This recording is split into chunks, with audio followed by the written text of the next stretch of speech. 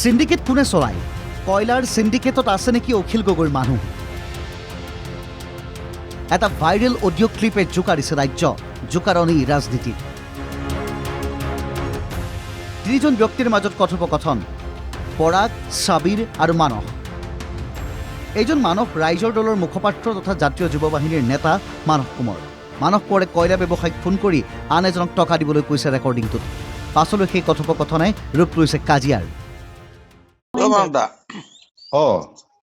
পইচা কেইটা কি হব? তুমি হেৰি কি কয় ই ছবিটা একেবাৰে দিয়া নাই নেকি? টকাও নাই দিয়া, 10 পইচাও নাই দিয়া।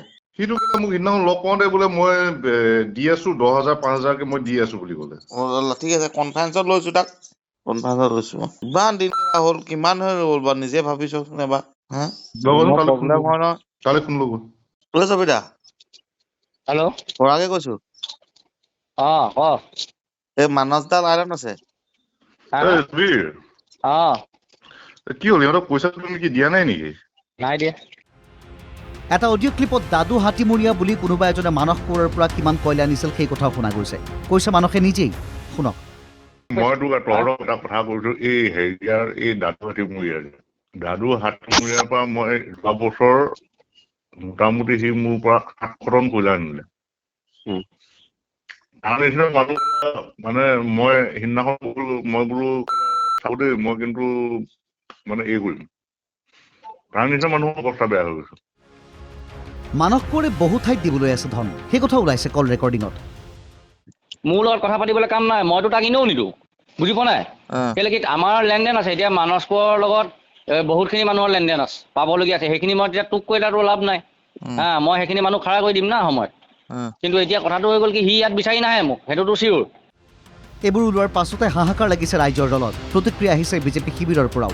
এইজন মানস কোঁৱৰে উজনিৰ বানৰ বাবে কয়লা শিলৰ চিণ্ডিকেটৰ কথা কৈ 2 বিজেপি বিধায়কক জগৰীয়া কৰিছিল।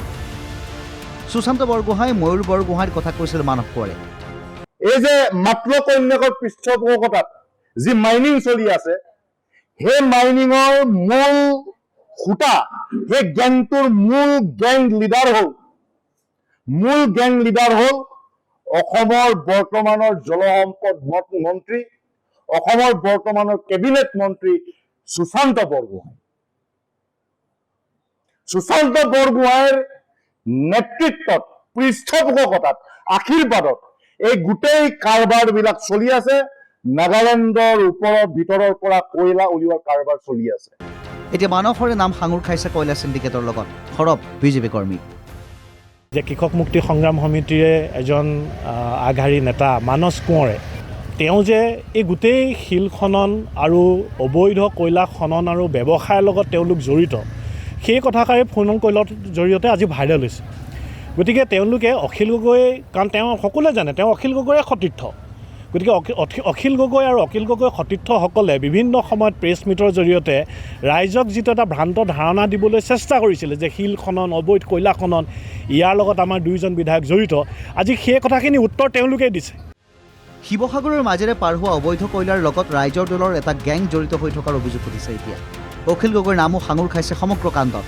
কয়লা চিণ্ডিকেটত তেওঁলোকে জড়িত কথাবোৰ ওলাই বুলি আমাকো সাঙুৰি লৈছিল। প্ৰতিক্ৰিয়া প্ৰকাশ কৰিলে মন্ত্ৰী সুশান্ত বৰগোহাঁই। মোক কয়লাৰ লগত জড়িত কৰিলে, শিলৰ লগত জড়িত কৰিলে, কাৰণ এইটো সমষ্টি মোৰ নহয়ও, কয়লা শিলত যোগ কথা কৈছে।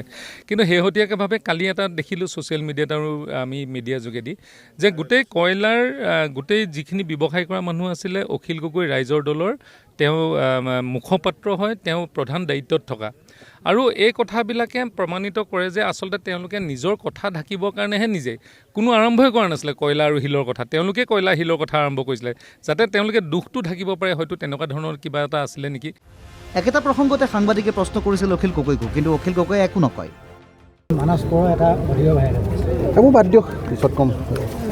কল ৰেকৰ্ডিং প্ৰতিক্ৰিয়া আদিৰে গৰম হৈছে পৰিৱেশ। ফেচবুকতে প্ৰত্যাহ্বান কৰা পোষ্ট মানস কোঁৱৰৰ। আমি যদি চিণ্ডিকেট চলাইছোঁ তেন্তে আমাক গ্ৰেপ্তাৰ কৰক। চৰকাৰ আপোনালোকৰ, গৃহ বিভাগ আপোনালোকৰ, আৰক্ষীও আপোনালোকৰ। গতিকে অনৰ্থক চিঞৰ বাখৰ কৰি থাকিব নালাগে, আইনী ব্যৱস্থা লওক। প্ৰত্যাহ্বান মানস কোঁৱৰৰ। ইয়াৰ পাছতে এই ঘটনাই কি ৰূপ লয় সেয়া হ'ব লক্ষণীয়। Bureau' report, NKTV+।